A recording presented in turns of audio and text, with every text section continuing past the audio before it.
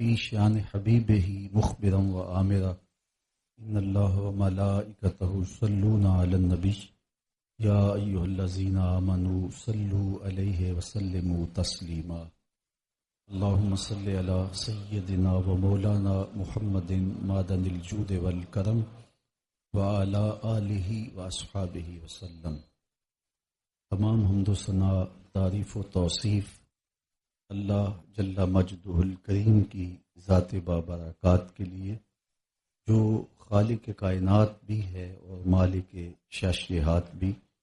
اللہ جل وعلا کی حمد و ثنا کے بعد رسول رحمت، شفیع معظم، نبی محتشم، حضور ختم المرتبت صلی اللہ علیہ وآلہ وسلم کے حضور ناز میں اپنی عقیدتوں، ارادتوں اور محبتوں کا خراج پیش کرنے کے بعد واجب الاحترام، ذوی الاحتشام، معزز و مکرم سامعین، خواتین و حضرات، السلام علیکم ورحمۃ اللہ وبرکاتہ۔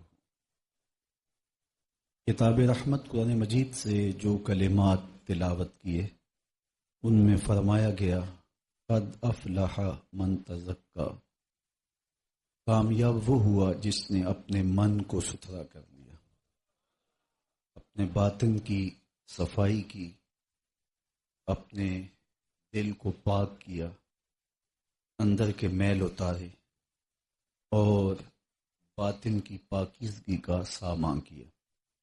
ہم اپنے ظاہر کو تو مل مل کے دھوتے ہیں، لباس پہ بھی بہت توجہ رہتی ہے، ہم تو اپنے لباس کی کریز بھی خراب نہیں ہونے دیتے، لیکن دل ہمارے میلے ہیں، حسد کے غبار سے اٹے ہیں، بغض، کینے اور نفرتوں کی غلاستیں ہمارے دل نگر میں ہیں۔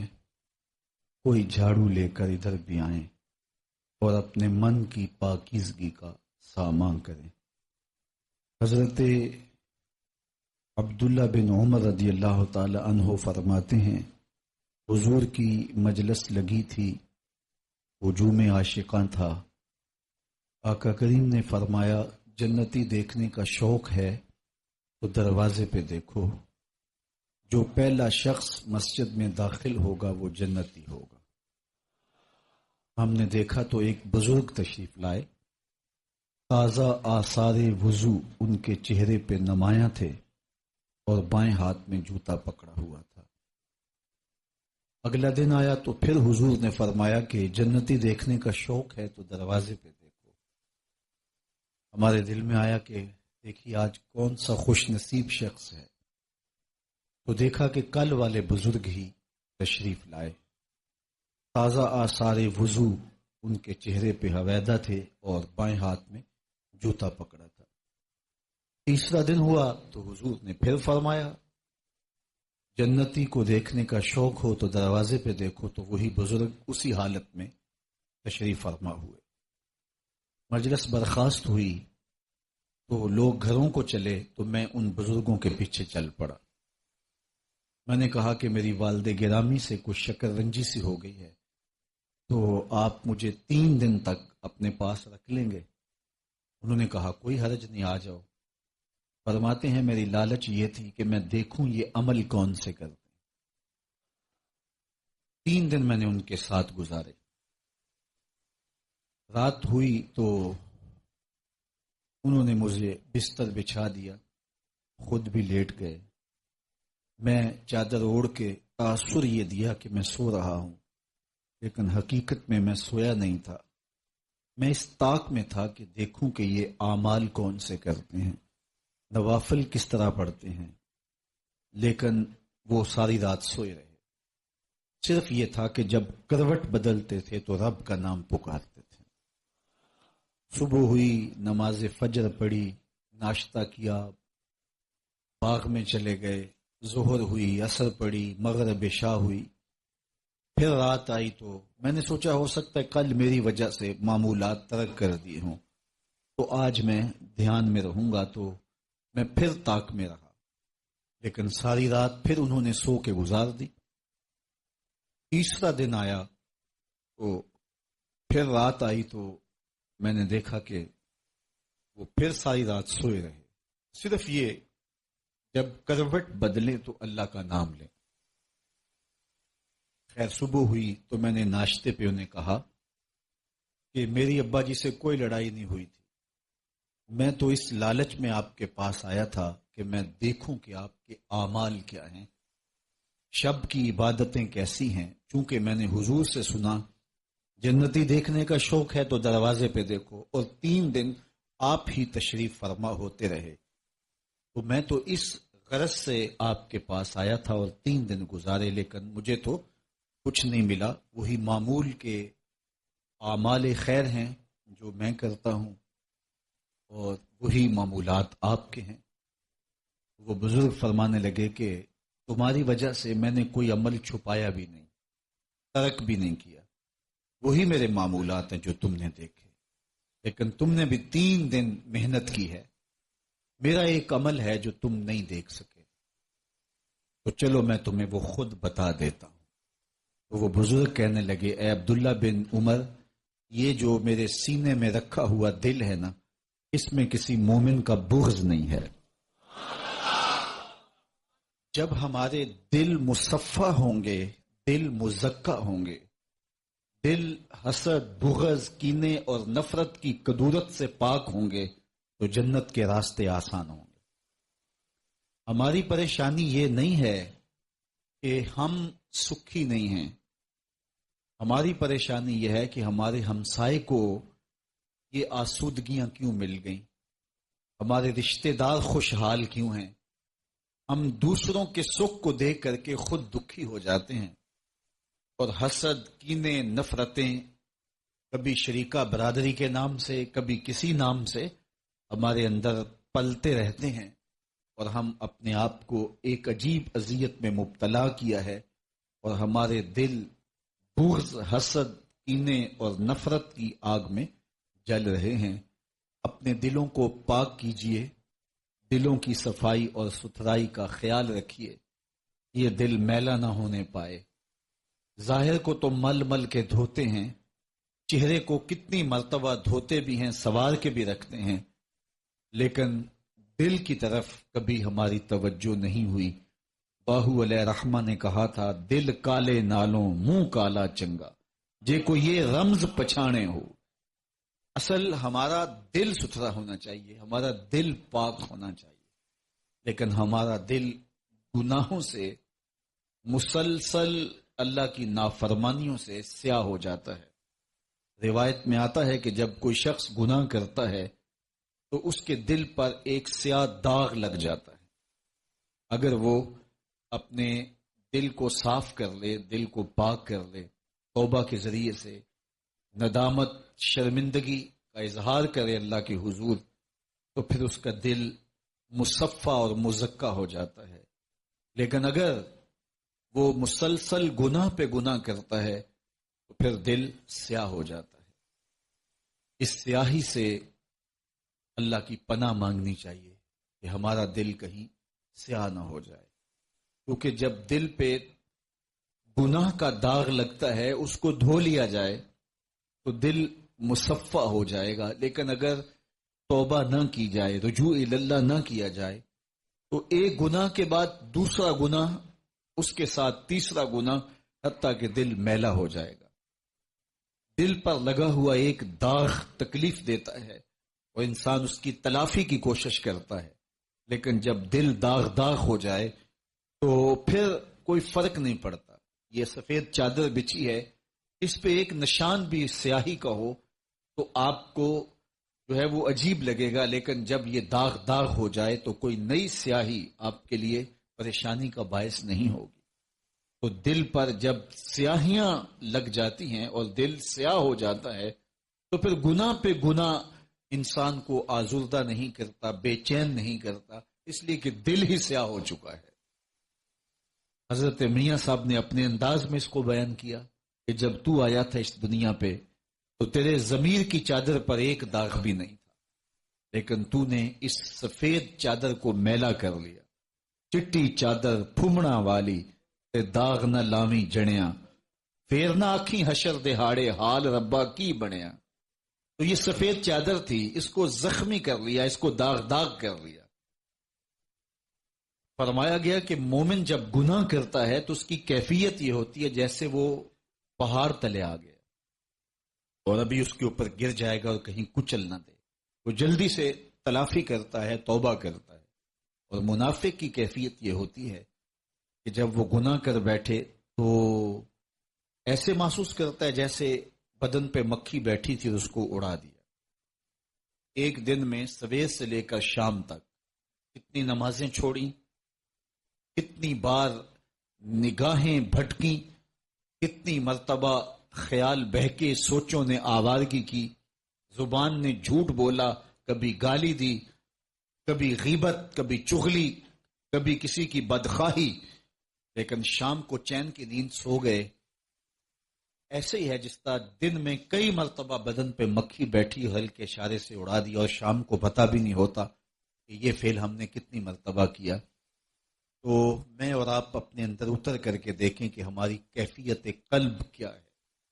گناہ کرنے کے بعد شرمندگی ہوتی ہے یا گناہ کرنے کے بعد ہمیں کوئی فرق نہیں پڑتا، معمول کی زندگی گزر رہی ہوتی ہے. دیکھیے زندگی تیزی سے گزر رہی ہے. جو کل جوان تھے آج بوڑھے ہو گئے، جو آج جوان ہیں کل بوڑھے ہوں گے. اور یہ مجھے اور آپ کو یقین نہیں ہے کہ وہ بوڑھے ہوں گے بھی کہ یا نہیں. موت تو راستے میں کھڑی ہے اچانک ہاتھ لگا کے، اور کسی وقت بھی ہمیں اچک لے اور ہمیں کوئی فرار کا راستہ نہیں ملے گا. تو اس لیے میں کہیں اور آپ کہیں ساری زندگی ضائع نہ کر بیٹھیں، اور آنکھیں جب بند ہوں پھر آنکھیں کھلے، پھر فائدہ کوئی نہ ہو. ہم اپنے اندر ابھی اتر کے دیکھیں کہ ہماری کیفیت باطن کیا ہے. گناہ کرنے کے بعد شرمندگی ہوتی ہے، بے چینی کی کیفیت ہوتی ہے، یا سویر سے شام تک ڈٹائی کے ساتھ جرم، گناہ، بد زبانیاں اور نظروں کی ناپاکیزگیاں اور خیالوں کی غلاستیں، لیکن اس کے باوجود ہم چین کی نیند سو جاتے ہیں. تو پھر یہ علامت نفاق بتائی گئی ہے کہ گناہ کرنے کے بعد وہ ایسے محسوس کرتا ہے جیسے بدن پہ کوئی مکھی بیٹھی اور ہلکے اشارے سے اڑا دیا. تو یہ دل سیاہ ہو جائے تو پھر پلے کچھ نہیں رہتا ہے. اللہ کی پناہ مانگو دل کی سیاہی سے کہ دل کہیں سیاہ نہ ہو جائے. دل کی مکمل سیاہی خیر اور شر کی تمیز اٹھا دیتی ہے. جب دل مکمل سیاہ ہو جائے تو پھر اچھائی ہو رہی ہو یا برائی ہو رہی ہو کوئی فرق نہیں پڑتا، کیونکہ دل ہی سیاہ ہو گیا. دل کے آئینے پر کدورت کے پردے آ گئے ہیں، تو اب اس میں تو کوئی دکھائی نہیں دیتا. دل صاف ہوتا تو اس دل میں جمال الہی نظر آتا، لیکن دل اتنا گدلا ہے کہ اپنا عکس بھی دکھائی نہیں دیتا. تو پھر ہمارے پاس بچا کیا اگر ہمارا دل ہی شفاف نہ رہا، دل ہی پاک نہ رہا. تو میرے رب نے کہا قد افلح من تزکا، کامیاب وہ ہوا جس نے اپنے من کو ستھرا کر لیا، جس نے اپنے باطن کو صاف کر لیا. آپ پوچھیں گے جناب اگر دل کالا ہو گیا ہے تو اب کیا کریں؟ تو میں کیا ہوں کہ میں بتاؤں کہ دل کی سیاہی کا علاج کیا ہے. چلو سارے دستک دیتے ہیں دل و قلب و نگاہ کے مرشد اولین کی چوکھٹ پہ، اور حضور سے پوچھتے ہیں دل سیاہیوں سے بھر گیا ہے، اس کا علاج اے چارہ گر بتائیے. تو رحمت عالم صلی اللہ علیہ وآلہ وسلم ارشاد فرماتے ہیں جس طرح لوہے کو زنگ لگتا ہے اس طرح دلوں کو بھی زنگ لگتا ہے. تو دلوں کا زنگ دو چیزوں سے اترتا ہے، ایک قرآن مجید کی تلاوت سے اور ایک کثرت کے ساتھ موت کو یاد کرنے سے. قرآن مجید کی تلاوت معمولات زندگی میں شامل کر لیجئے تو پھر آپ کے دل سے ظلمتیں اتریں گی، دل کے اوپر چڑھا ہوا میل اور زنگ اترے گا. قرآن مجید اللہ کا وہ پاکیزہ کلام ہے جو باطن میں نور پیدا کرتا ہے اور اندر کی غلاستیں دور کرتا ہے. اللہ اکبر. فرمایا کہ یہ وہ اللہ کی لٹکتی ہوئی رسی ہے جس کا ایک سرا تمہارے ہاتھ میں ہے، دوسرا سرا تمہارے رب کے دست قدرت میں. تو اس کی تلاوت جب ہمارے معمولات میں شامل ہو جائے تو پھر باطن کے زنگ اترنا شروع ہو جاتے ہیں. فرمایا راتوں کی تنہائیوں میں اٹھ کے قرآن پڑھا کرو اور قرآن پڑھتے ہوئے رویا کرو. فَإِلَّمْ تَبْكُوا فَتَبَاكُوا، اور اگر رونا نہ آئے تو رونے کی کوشش کیا. حضرت داتا گنج بخش علی حجویری علیہ رحمہ سے ایک مرید نے پوچھا، حضرت اگر رونے کی کوشش کریں پھر بھی رونا نہ آئے؟ فرمایا پھر اپنے مقدر پہ رویا کرو. تم اتنے سنگ دل ہو گئے ہو کہ تمہاری آنکھیں آنسوؤں کا خراج نہیں دیتی. تو اس قرآن کی تلاوت اپنی زندگی میں شامل کر لو، تمہارا کوئی دن قرآن کے بغیر نہ گزرے. کتنے خوش نصیب گھرانے ہیں جن گھروں میں صبحوں کا آغاز قرآن کی تلاوت سے ہوتا ہے، اور ایسے گھر بھی دھرتی پہ موجود ہیں کہ جن کے گھر میں قرآن پڑھا ہوا تو ہوتا ہے لیکن قرآن کی تلاوت ان کا مقصوم نہیں. ایک زمانے میں قرآن سے لوگ ہدایت لیتے تھے. صحابہ فرماتے ہم 10 آیتیں پڑھتے تھے اور اس کے بعد اگلی 10 تب پڑھتے تھے جب ان پہ عمل کر لیتے تھے. پھر یہ کتاب تلاوت رہ گئی، لوگ صرف تلاوت کرنے لگے. اب تلاوت بھی موقوف ہو گئی، کتاب زیارت رہ گئی اور بہت سارے تو اس زیارت سے بھی محروم ہیں. تو یہ کتاب جب ہمارے معمولات زندگی میں شامل ہوگی تو دلوں کا زنگ اترے. دوسری بات، میرے اور آپ کے آقا و مولا نے ارشاد فرمایا دلوں کا زنگ اتارنے کے لیے کثرت کے ساتھ موت کو یاد کرو. ایک مقام پہ ارشاد کیا لذتوں کو توڑنے والی کو یاد کرو. عرض کی یا رسول اللہ وہ لذتوں کو توڑنے والی کیا ہے؟ قال الموت، فرمایا موت. جب موت کو یاد کرو گے تو امیدیں قلیل ہو جائیں گی، آرزوؤں اور تمناؤں کو لگام دی جا سکے گی. لیکن اگر موت آپ کے نقشے میں نہیں ہے تو پھر آرزویں بے قابو ہوں گی، خواہشیں آوارہ ہوں گی اور زندگی کی مقصدیت ہاتھ میں کبھی نہیں آئے گی. میں اور آپ اپنی زندگی کی منصوبہ بندی کے اندر ذرا موت کو بھی جگہ دیں. ویسے تو وہ جگہ اپنی خود بناتی ہے، یہ ایک ایسی حقیقت ہے جو اپنا آپ خود منواتی ہے. موت کا آج تک کسی نے انکار بھی نہیں کیا. کسی دھرم میں، کسی دین میں، کسی مسلک میں، کسی فرقے میں، کسی گروہ میں موت کا انکار نہیں ہے. یہ ایک اٹل حقیقت ہے، یہ ایک طے شدہ حقیقت ہے.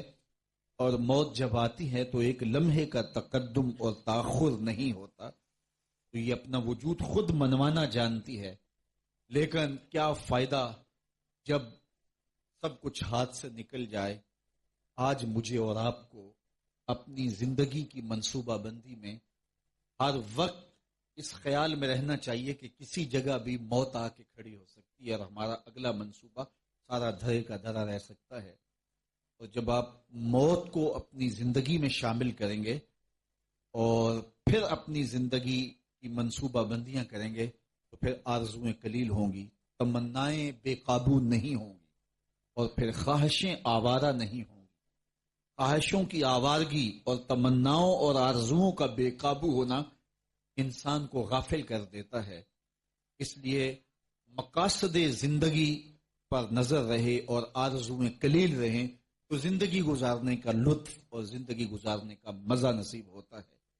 اس لیے کثرت کے ساتھ موت کو یاد رکھو. موت کو یاد رکھنے سے زندگی کے اندر ایک نظم پیدا ہوتا ہے اور انسان اللہ کے حضور پیش ہونے کے ڈر سے قدم پھونک پھونک کے رکھتا ہے کہ میں نے اس کے حضور پیش ہونا ہے اور ایک ایک عمل کا میں نے حساب دینا. تو یہ اس وقت آ سکتی ہے، ہر وقت اس کے لیے ہمیں آمادہ رہنا چاہیے. موت کا ڈر یا موت کا خوف یا موت کے بارے میں تیاری کا جو لفظ بولا جاتا ہے، اس کا مطلب یہ نہیں ہے کہ آپ جو ہے وہ ہر وقت ڈرتے رہیں اور کام کاج چھوڑ کے بیٹھ جائیں، بلکہ اس کے ڈرنے کا مفہوم یہ ہے کہ اس کی تیاری میں لگ جائیں. میں اور آپ سوچیں اگر ابھی ہمیں موت دبوچ لیتی ہے تو کون سا منہ ہے جو اللہ کے حضور لے کے پیش ہو. تو ہر وقت جب انسان مستعد اور فعال رہتا ہے اللہ کے حضور پیشی کے لیے تو پھر اس کی زندگی خود بخود منظم ہوتی ہے اور وہ پہلی فرصت کے اندر توبہ کرتا ہے کہ اگر اچانک موت مجھے یاد دبوچ لیتی ہے تو اس سے قبل میں توبہ کر کے اپنے ما قبل کے گناہوں کی تلافی کر سکوں. تو ہر وقت اللہ کے حضور پیش ہونے کے لیے تیار رہنا اور اس کے حضور حاضر ہونے کے لیے اپنی تیاری رکھنا، یہ بندہ مومن کی زندگی ہے. اور یہ چیز انسان کی زندگی کے اندر ایک نظم پیدا کرتی ہے، اس کو گناہوں سے بچاتی ہے، اس کو بدکاریوں سے بچاتی ہے، اس کی آرزوؤں کو قلیل کرتی ہے، اس کی خواہشات کو محدود کرتی ہے. ورنہ وہ آگے بڑھتا چلا جاتا ہے اور اچانک موت اس کو دبوچ لیتی ہے. طول عمل، لمبی امید، آرزوؤں کا لمبا ہونا، یہ انسان کے لیے بربادی کا سبب. تو یہ موت کی تیاری ہے کہ ہر لمحہ اللہ کے حضور پیش ہونے کے لیے تیار رہے کہ نہ جانے اٹھنے والا اگلا قدم کہاں ہے. شیخ سعدی فرماتے ہیں سانس اندر گیا ہے پتہ نہیں پلٹ کے باہر آتا ہے یا نہیں، اور باہر آیا ہے پتہ نہیں پلٹ کے اندر جاتا ہے یا کہ نہیں. موت زندگی کی کہانی اتنی ہی ہے. الذی خلق الموت والحیات لیبلوکم ایکم احسن عملا. اس نے تمہیں زندگی اور موت اس لیے دی، وہ پرکھنا چاہتا ہے کہ آخرت کے لیے اچھے عمل کون کرتا ہے.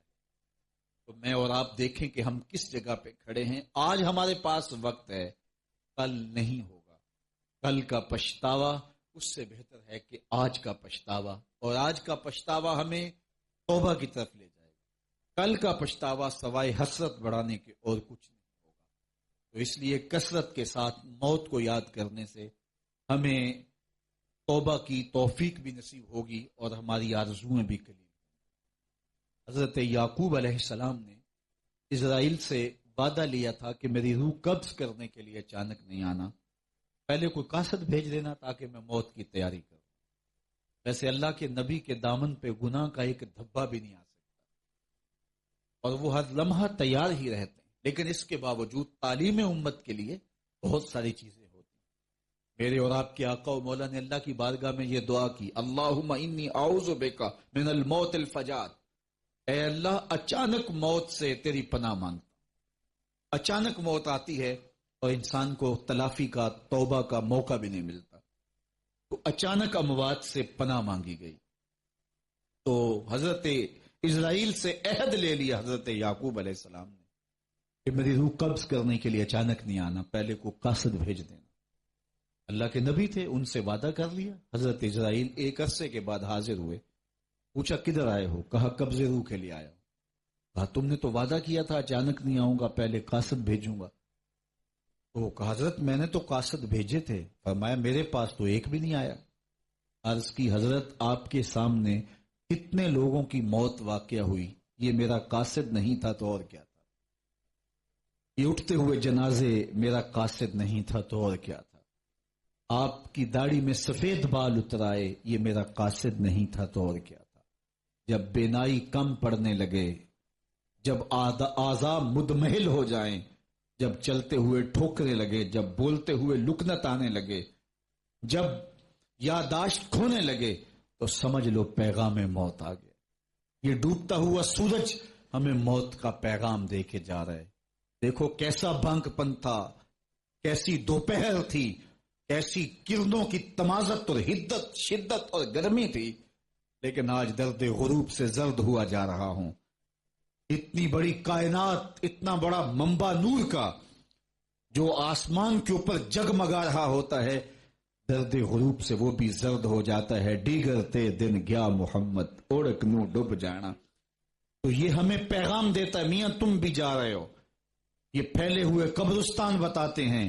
حضرت سیدنا غوث اعظم رضی اللہ تعالیٰ عنہ فرماتے ہیں جاؤ قبرستانوں میں جا کے دیکھو کیسے کیسے حسینوں کی مٹی خراب ہو رہی ہے.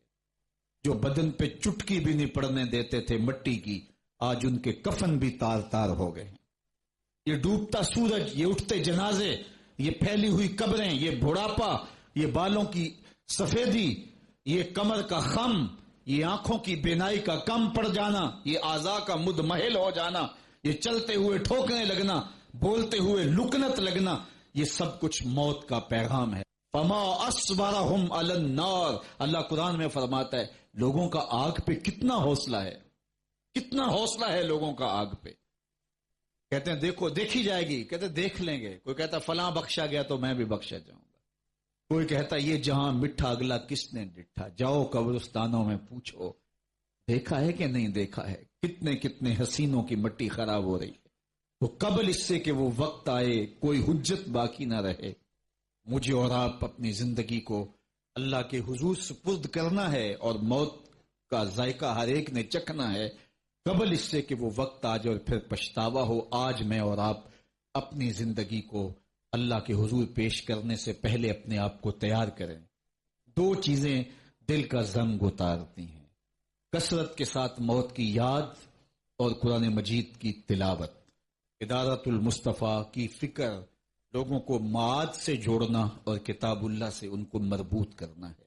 ایک روایت میں آیا کم از کم 20 مرتبہ موت کو روزانہ جو یاد رکھے اللہ جل شانہ کی خاص کرم نوازیاں اس شخص کو نصیب ہوتی ہیں، اور وہ اس دنیا میں رہتے ہوئے شہداء کے زمرے میں ہوتا ہے.